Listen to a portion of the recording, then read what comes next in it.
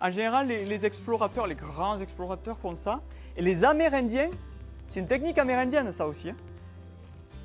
C'est de la nourriture sans eau.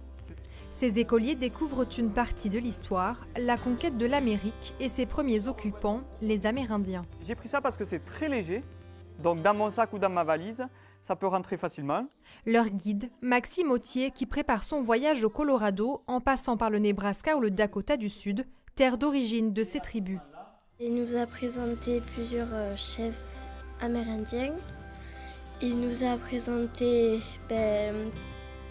plusieurs histoires. Avant, nous, les Blancs, on cherchait à les conquérir les autres. Ces 50 élèves de CM1 et CM2 planchent en ce moment sur l'ouverture au monde.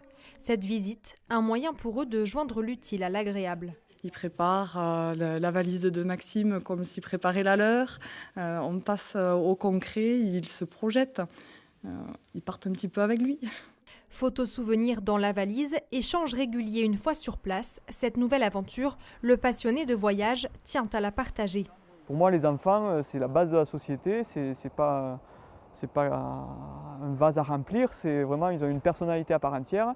Et moi, j'ouvre leur boîte à outils quelque part pour en faire des citoyens impliqués et conscients du territoire dans lequel ils vivent.